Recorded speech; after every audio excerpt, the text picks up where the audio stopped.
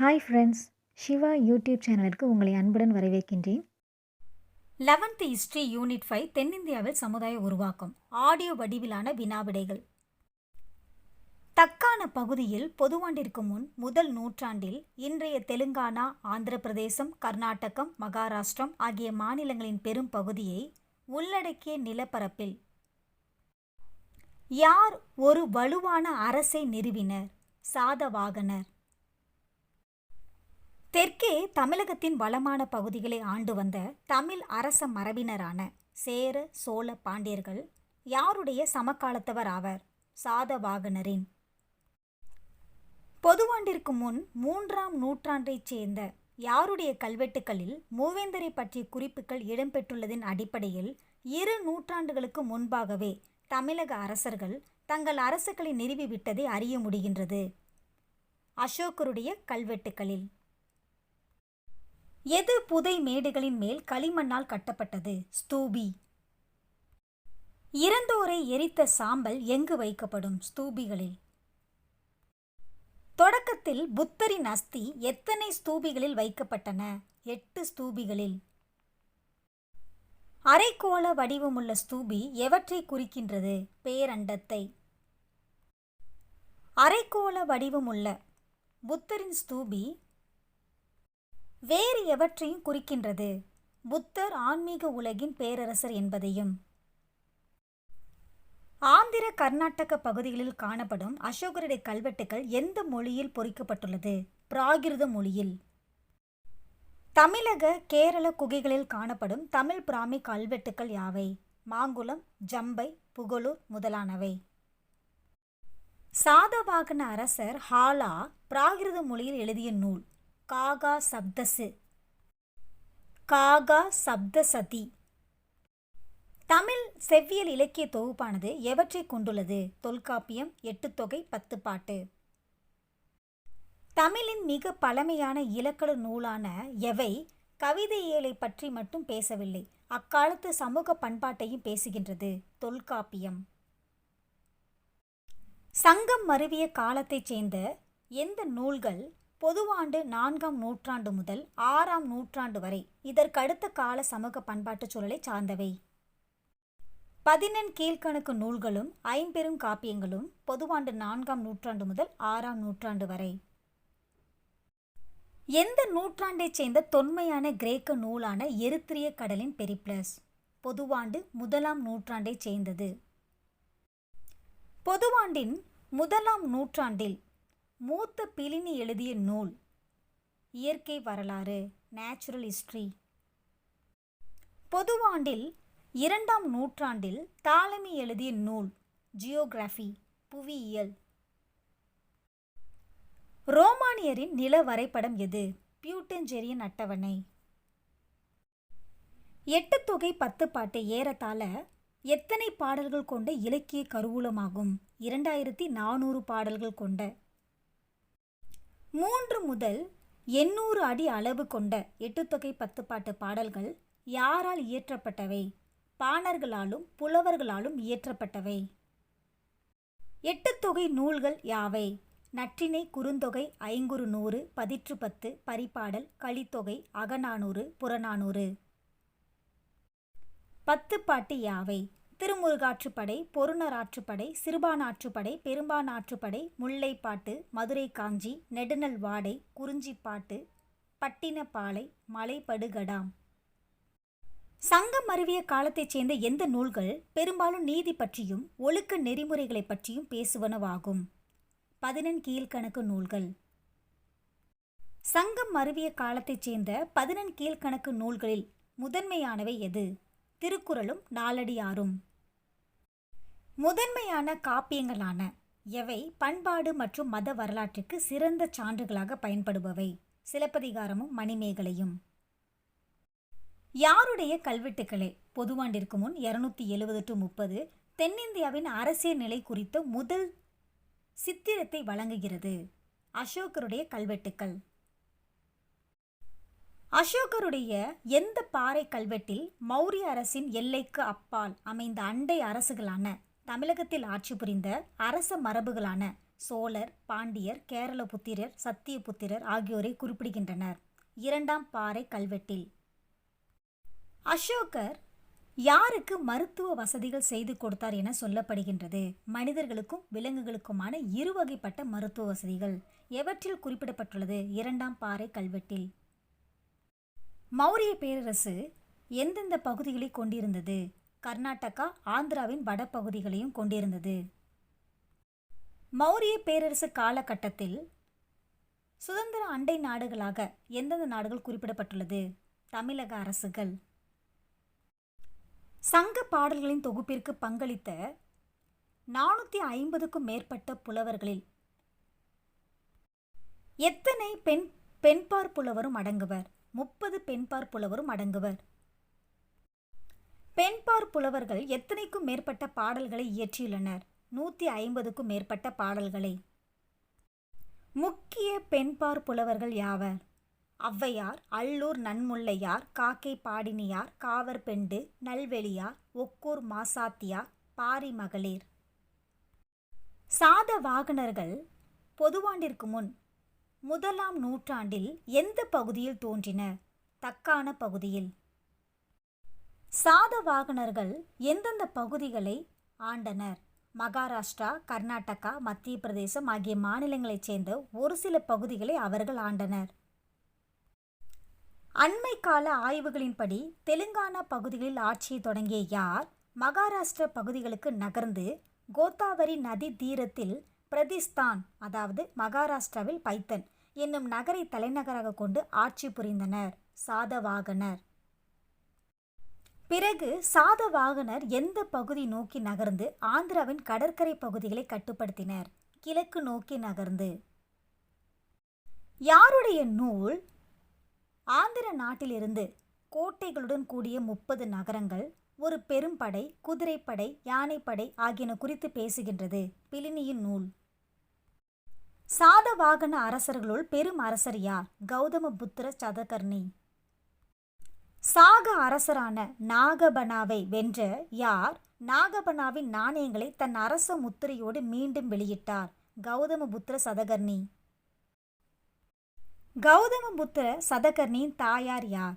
கௌதம பாலஸ்ரீ. கௌதம பாலஸ்ரீ என்பாரின் நாசிக் கல்வெட்டு யாரை வென்றார் என்று கௌதமபுத்திர சதகர்ணியை பற்றி குறிப்பிட்டுள்ளது? சாகர், பகல்வர், யவனர்கள். கௌதம பாலஸ்ரீ என்பவரின் நாசிக் கல்வெட்டு கௌதமபுத்திர சதகர்ணி எந்த யாகத்தை நடத்தியதாகவும் கூறப்படுகின்றது? அஸ்வமேத யாகத்தை. கௌதமபுத்திர சதகர்ணிக்கு பின்னர் ஆட்சி பொறுப்பேற்ற யார் சாதவாகன நாட்டின் எல்லைகளை விரிவடைய செய்தார்? வசிஷ்ட புத்திர புலுமாயி. மற்றொரு புகழ்பெற்ற அரசரான யார் தனது ஆட்சியின் வெளிநாட்டு வணிகத்தின் முக்கியத்துவத்தை காட்டும் வகையில் கப்பலின் வடிவம் பதிக்கப்பட்ட நாணயங்களை வெளியிட்டார்? யக்னஸ்ரீ சதகர்ணி. சாதவாகன அரசரான யார் காதல் பாடல்களை கொண்ட காகா சப்தசதி என்ற நூலை இயற்றினார்? ஹாலா. 700 காதல் பாடல்களை கொண்ட காகா சப்தசதி. மகாராஷ்டிர பிராகிருத மொழியில் எழுதப்பட்ட எந்த நூலின் கருப்பொருள் சங்க இலக்கியத்தின் அகப்பொருளை ஒத்துள்ளது? காகா சப்தசதி. எப்பொழுது சாதவாகன பேரரசு வீழ்ச்சி அடைந்தது? பொதுவாண்டு 3ஆம் நூற்றாண்டையொட்டி. சாதவாகன பேரரசு வீழ்ச்சி அடைந்ததை தொடர்ந்து அவர்களுடைய பகுதிகளில் ஆட்சி புரிந்தவர்கள் யாவர்? ஆந்திர பகுதியில் இக்ஷவாகுவும் அதனைத் தொடர்ந்து பல்லவர்களும் வட கர்நாடக பகுதியில் கடம்பர்களும் ஆட்சி புரிந்தனர். எவை வழங்குவது சாதவாகனர் காலத்தின் முக்கிய அம்சம்? நிலமானியம். நிலமானியம் வழங்குவது சாதவாகனர் காலத்தின் முக்கிய அம்சம். இதன் பயனாளிகள் பெரும்பாலும் யாவர்? பௌத்தர்களும் பிராமணர்களும். சாதவாகனர் காலத்தில் பௌத்த துறவிகளுக்கு வழங்கப்பட்ட நிலங்களுக்கு வரி விலக்கு அளிக்கப்பட்டதை எந்த கல்வெட்டு குறிப்பிடுகின்றது? நனிகாட் கல்வெட்டு. சாதவாகனர் காலத்தில் எந்த சங்கங்களுக்கென்றே பல குடைவரை கோகைகள் உருவாக்கப்பட்டது? பௌத்த சங்கங்களுக்கு. சாதவாகனர் காலகட்டத்தில் இந்தியாவிற்கும் எந்த நாட்டிற்கும் இடையே விறுவிறுப்பான வணிகம் நடைபெற்றது? ரோம் நாட்டிற்கும். பொதுவாண்டுக்கு முந்தைய இறுதி 3 நூற்றாண்டுகளிலிருந்து பொதுவாண்டிற்கு பின்னர் தொடங்கும் முதல் 3 நூற்றாண்டுகள் வரையிலான காலம் எந்த காலம் என பெரும்பாலோரால் ஏற்றுக்கொள்ளப்பட்டிருந்தது? சங்க காலம் என்று. சங்க காலம் பற்றிய செய்திகள் பெருமளவில் எந்த இலக்கியங்களிலிருந்தே பெறப்படுகின்றது? சங்க இலக்கியங்களிலிருந்தே.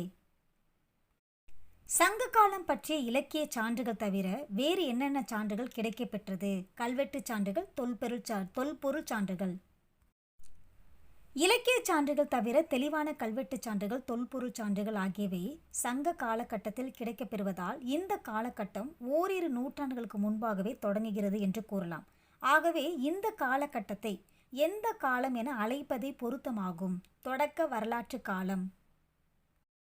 பொதுவாண்டிற்கு முன் 3ஆம் நூற்றாண்டிலேயே தமிழகத்தின் 3 அரச மரபுகள் குறித்து அசோகர் அறிந்திருந்தாலும் எந்த நூற்றாண்டுக்கு பின் வந்த காலத்தைச் சேர்ந்த சங்க இலக்கியத்தின் மூலமே அவ்வரசர்களின் பெயர்களை அறிந்து கொள்ள முடிகின்றது. பொதுவாண்டு 1ஆம் நூற்றாண்டு மற்றும் அதற்கு பின் வந்த காலத்தைச் சேர்ந்த மூவேந்தர் என்றறியப்பட்ட மணிமுடி சூடிய அரசர்களான யார் வேளாண் நிலங்களையும் வணிக பெருவழிகளையும் நகரங்களையும் தங்கள் கட்டுப்பாட்டில் வைத்திருந்தன? சேர, சோழ, பாண்டியர். அசோகருடைய கல்வெட்டுக்களில் மேற்சொல்லப்பட்ட மூவேந்தரோடு, அதாவது சேர, சோழ, பாண்டியரோடு இடம்பெற்றுள்ள சத்தியபுத்திர என்பது சங்க பாடல்கள் இடம்பெறும் யாரை குறிப்பதாக உள்ளது? வேலீரை குறிப்பதாக உள்ளது. சத்தியபுத்திர அதியமான். யார் தமிழகத்தின் மத்திய வட பகுதிகளை தங்கள் கட்டுப்பாட்டின் கீழ் கொண்டிருந்தனர்? சோழர்கள். சோழர்கள் ஆட்சியின் மையமாக இருந்த பகுதி எது? காவிரி ஆற்றின் கழிமுக பகுதி. சோழர்களின் ஆட்சியின் மையமாக இருந்த பகுதி காவிரி ஆற்றின் கழிமுக பகுதியாகும். இதுவே பின்னர் என்னவென்று அழைக்கப்பட்டது? சோழ மண்டலம் என்று. சோழர்களின் தலைநகரம் எது? உறையூர். திருச்சிராப்பள்ளி நகரத்திற்கு அருகே அமைந்துள்ளது. எந்த பகுதி சோழ அரசாட்சியில் முக்கிய துறைமுகமாகவும் அரச குடும்பத்தின் மாற்று வாழ்விடமாகவும் திகழ்ந்தது? புகார் அல்லது காவேரி பூம்பட்டினமானது. சோழர்களின் சின்னம் எது? புலி. எது இந்துமா கடலின் பல பகுதிகளை சேர்ந்த வணிகர்களை தன்பால் ஈர்த்தது? காவேரி பூம்பட்டினம். கரிகாலனின் ஆட்சியின் போது இங்கு நடைபெற்ற ஆரவாரமான வணிக நடவடிக்கைகள் குறித்து யாருடைய நூலில் விரிவாக விளக்கியுள்ளார்?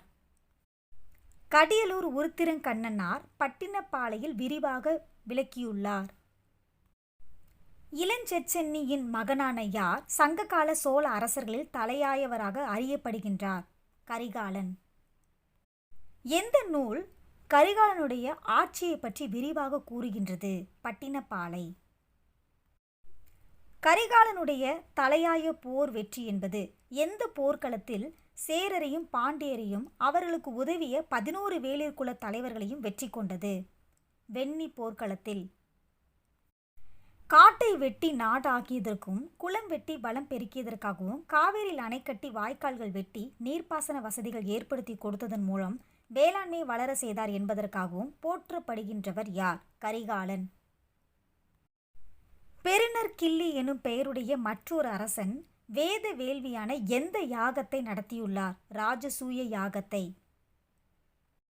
யாருடைய மறைவை தொடர்ந்து உறையூர் மற்றும் புகார் அரச குடும்பத்தினரிடையே வாரிசுரிமை தொடர்பான மோதல் ஏற்பட்டிருந்தது? கரிகாலனின் மறைவை தொடர்ந்து. மத்திய வடக்கு கேரள பகுதிகளையும் தமிழ்நாட்டின் கொங்கு பகுதியையும் ஆட்சி செய்தவர்கள் யார்? சேரர்கள். சேரர்களின் தலைநகரம் எது? வஞ்சி. மேலை கடற்கரை துறைமுகங்களான முசிறியும் தொண்டியும் யாருடைய கட்டுப்பாட்டில் இருந்தது? சேரர்களுடைய கட்டுப்பாட்டில். சேரர்களின் தலைநகராக வஞ்சி இன்றைய தமிழகத்தின் எந்த பகுதியாக அடையாளம் காணப்படுகின்றது? கரூர். சேரர்களின் தலைநகரான வஞ்சி கரூர் என்று குறிப்பிடப்பட்டாலும் அதே சமயம் சில அறிஞர்கள் கேரளத்தில் உள்ள எந்த ஊரை வஞ்சி என்று அடையாளம் காண்கின்றனர்? திருவஞ்சைக்களம். சேர அரச குடும்பத்தில் 2 கிளைகள் இருந்ததெனவும் எந்த கிளையினர் தமிழ்நாட்டின் கரூர் நகரிலிருந்து ஆட்சி புரிந்தனர் எனவும் பல அறிஞர்கள் ஏற்றுக்கொண்டுள்ளனர். பொறையர் என்னும் கிளையினர். 8 சேர அரசர்கள் குறித்தும் அவர்கள் ஆண்ட பகுதிகள் அவர்களது சாதனைகள் குறித்தும் எந்த நூல் பேசுகின்றது? பதிற்று 10. கரூர் நகரிற்கு அருகேயுள்ள எந்த கல்வெட்டு 3 தலைமுறைகளைச் சேர்ந்த சேர அரசர்களை குறிப்பிடுகின்றது? புகழூரில் உள்ள கல்வெட்டு. புகழூர் கல்வெட்டுகளில் குறிப்பிடப்பட்ட சேர அரசர்களில் ஒருவரான யார் தன் பெயரில் நாணயங்களை வெளியிட்டுள்ளார்? சேரல் இரும்பொறை. மேலும் முக்கிய சேர அரசர்கள் யாவர்? இமயவரமன், நெடுஞ்சேரலாதனும் செங்குட்டுவனும். பல குறுநில மன்னர்களை எந்த மன்னன் வெற்றி கொண்டுள்ளார் என்றும் கடற்கொள்ளையர்களை அடக்கியதன் மூலம் முக்கிய துறைமுகமான முசிறின் பாதுகாப்பை உறுதிப்படுத்தினார் என்றும் கூறப்படுகிறது. செங்குட்டுவன் பற்றி. ஆனால் சிலப்பதிகாரத்தில் குறிப்பிடப்படும் செங்குட்டுவனின் மாபெரும் எந்த படையெடுப்பு சங்க இலக்கியங்களில் சொல்லப்படவில்லை? வட இந்திய படையெடுப்பு. சேரன் செங்குட்டுவன் எத்தனை ஆண்டுகள் ஆட்சி செய்ததாகவும் வைதீக அவைதீக மதங்களை ஆதரித்ததாகவும் கூறப்பட்டுள்ளது? 56 ஆண்டுகள். எந்த நாணயங்களை சேர அரசர்கள் வெளியிட்டுள்ளனர்? செப்பு ஈய நாணயங்களை.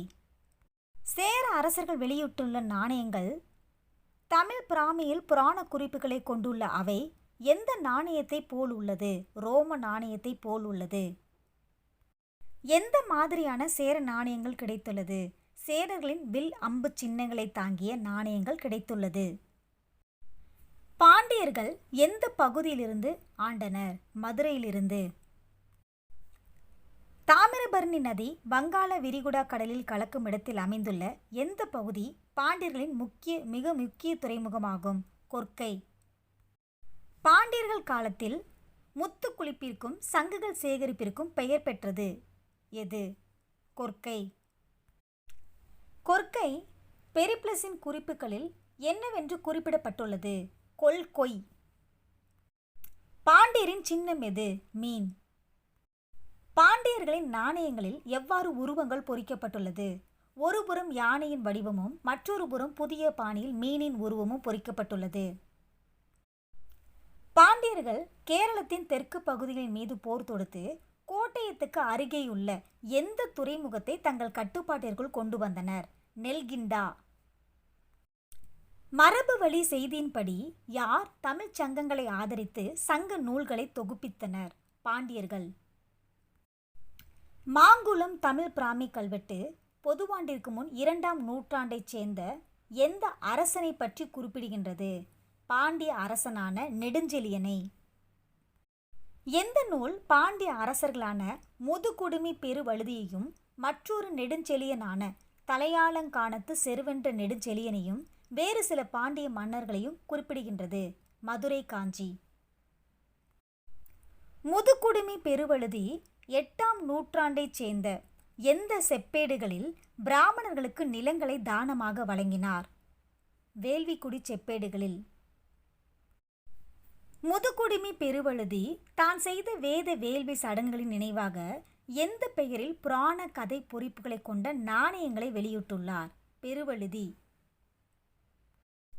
யார் சேரர் சோழர் 5 வேளிர்குல சிற்றரசர்கள் திதியன், எழினி, எருமையூரான், இருங்கோவேண்மான், பொருணன் ஆகியோரின் கூட்டு படைகளை தலையாலங்கானத்து போரில் வெற்றி கொண்டதற்காக புகழப்படுகின்றார்? நெடுஞ்செழியன். நெடுஞ்செழியன் சிற்றரசர்களிடமிருந்து கைப்பற்றிய பகுதிகள்: வேளிர், மிளலை, முத்தூர் புதுக்கோட்டை மாவட்டம். இந்த இடங்களை கைப்பற்றிய பெருமை நெடுஞ்செழியனை சாரும். கொர்க்கையின் தலைவன் என்றும் திருநெல்வேலி கடற்கரை பகுதியில் வாழும் மீன்பிடிக்கும் போர் புரியும் திறன் பெற்ற தென்பகுதி பரதவர்களின் தலைவன் என்றும் யார் புகழப்படுகின்றார்? நெடுஞ்செழியன். திணை கோட்பாட்டின் பின்புலத்தில் எந்த பகுதி குறிஞ்சி, முல்லை, மருதம், நெய்தல், பாலை எனும் 5 முக்கிய நிலப்பரப்புகளாக பிரிக்கப்பட்டிருந்தது? தமிழகம். இந்த 5 முக்கிய நிலப்பரப்புகள் கொண்ட ஒவ்வொரு பகுதியும் எவை சார்ந்த பண்பாட்டு வாழ்க்கை என தனித்தன்மைகளை கொண்டிருந்தது? தெய்வம், மக்கள், சூழல் சார்ந்த பண்பாட்டு வாழ்க்கை. எந்த பகுதி மலையும் மலை சார்ந்த பகுதி? இங்கு வேட்டையாடுதலும் உணவு சேகரித்தலும் வழக்கமாக இருந்தது? குறிஞ்சி. எந்த பகுதி காடும் காடும் சார்ந்த இடமுமான இங்கு கால்நடை மேய்ப்பதும் அத்துடன் மாற்றிட வேளாண்மை செய்வதும் தொழிலாக இருந்தது. முல்லை. எந்த பகுதி வயலும் வயல் சார்ந்த இடமுமான இங்கு நீர்ப்பாசனத்தின் மூலம் கலப்பைகளை பயன்படுத்தி வேளாண்மை செய்வது தொழிலாக இருந்தது. மருதம். கடலும் கடல் சார்ந்த இடமுமான எங்கு மீன்பிடித்தலும் உப்பு உற்பத்தியுமே முக்கிய தொழிலாக இருந்தது. நெய்தல். மணலும் மணல் சார்ந்த வறண்ட நிலப்பகுதியான எங்கு வேளாண்மை சாத்தியமில்லை என்பதால் மக்கள் கால்நடை திருட்டையும் கொள்ளையடிப்பதையும் தொழிலாக கொண்டனர். பாலை. இந்த ஆடியோ வடிவிலான வினா விடைகள் உங்களுக்கு மிகவும் பயனுள்ளதாக இருக்கும் என்று நம்புகின்றேன். அடுத்த வீடியோவில் தமிழ் அரசமைப்பு பற்றி பார்க்க போகிறோம். இந்த வீடியோ உங்களுக்கு பிடிச்சிருந்துச்சுன்னா உங்கள் ஃப்ரெண்ட்ஸ்க்கு ஷேர் பண்ணுங்கள், லைக் பண்ணுங்கள், கமெண்ட் பண்ணுங்கள், சப்ஸ்கிரைப் பண்ணுங்கள். தேங்க்யூ.